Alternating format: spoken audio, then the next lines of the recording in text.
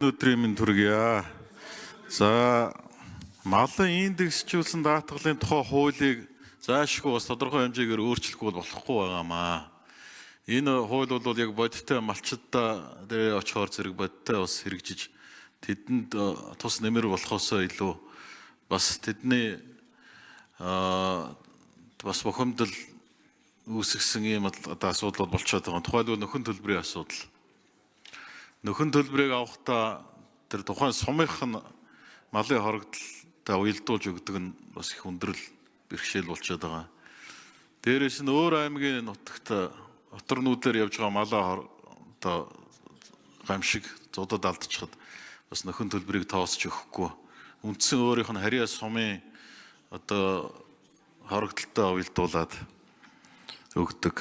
За бас одоо урьдчилаад цаг хүндэрсэн яг хэрэгцээтэй үед бас нэг урьдчилаад 5 төгрөгийн хэрэг болоод урьдчилаад авчих ихээр бас авч болдгоо гэл малчид тулгардаг хүндрэлүүд байгаа.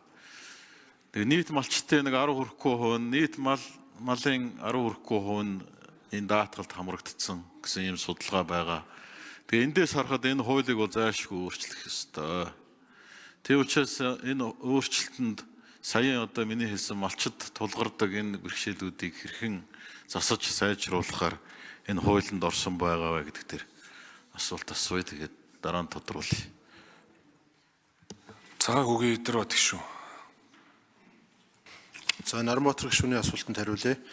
За малын индексжүүлсэн даатгалын хуулинд засгийн газраас өргөн барьсан нэмэлт өөрчлөлтөн дээр бол үндсэндээ нэг 3 өөрчлөлт орно гэж ингэж тооцож байгаа. Нэгдүгээрт бол одоо яг 6% гэж хатуу тогтоосон энэ одоо хувийг тодорхой хэмжээнд 5 болон нэмж хасах 1 буюу 4, 5 байх энэ бололцоог одоо хуулиар нь нээж өгч байгаа. Хоёр дахь нь бол яг таны хэлсэн өрчилж олгох гэж. Яг одоо амьдрал дээр яаж ийм вэхээр 6 сард болох хагас жилийн мал тооллогоноор малын хоригдлын мэдээ гардаг. За энийг нэгтгэж за одоо даатгалын компаниуд нөхөн олгороо малчтны дансанд хийх гэсээр байтал энэ бол баруун 10 сар руу баялдаг.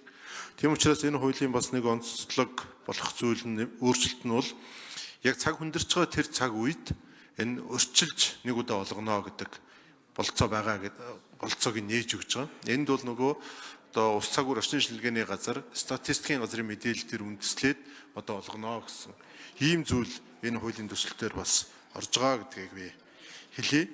Гуравт нь бол яг сая таны хэлдэг аймгийн энэ хууль хэрэгжиж эхэлсэн цагаас хойш бол ер нь 12%-аас эхэлж исэн энэ босго 6% хүрээд 2014 оноос хойш 10 гаруй жил одоо 6%-тай явж байгаа.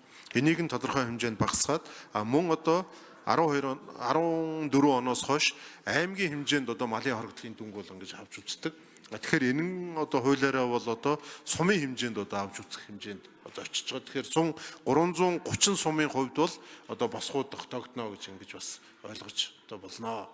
За отор нүүдэлтэй холбоотой асуудал түрүүнд бас баасан жаргал гишүүн асуусан.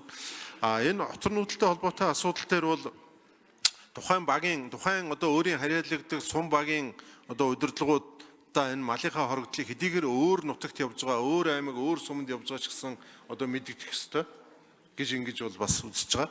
Гэхдээ энэ дээр одоо яг Монгол одоо ах үед нэг буулгах зайлшгүй шаардлага байгаа юм бол отор нүүдэл хийгээд өөр аймагт очиод отор нүүдэл хийдэг. Гэтэл өөрийнх нь аймагт бол одоо нөгөө босго хэмжээнд хүрэхээргүй малын хоригдол гарчдаг. Оторлж очисон газарт нь болохоор гамшиг болцдог.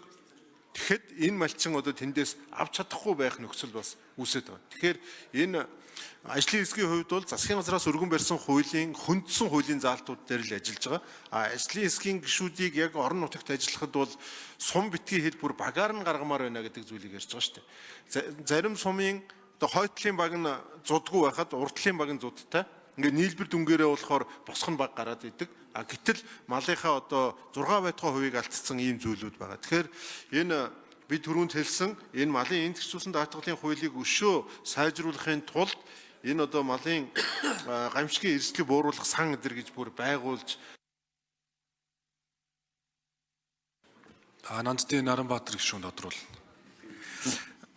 За тэр өөр аймгийн нутаг дэвсгэрт өвлжж байгаа айлуудтай холбоотой бол заашгүй бас цаашдаа анхаарахгүй болохгүй маань. Энэ удаагийн хууль бол үзэл баримтлалын хүрээнд л хөндсөн заалтууд дээр ярих учраас цаашдаа энэ дээр одоо салбарын яам анхаарах ёстой.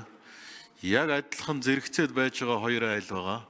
Тэгээ хоёулаа адилхан малаа зуданд алдсан. Гэтэл нэг нь нөхөн төлбөрөө аваад нөгөөх нь авахгүй байгаа байхгүй юу? Ягаад тэгэхээр та бол өөр аймаг сумд бүртгэлтэй байна гэд.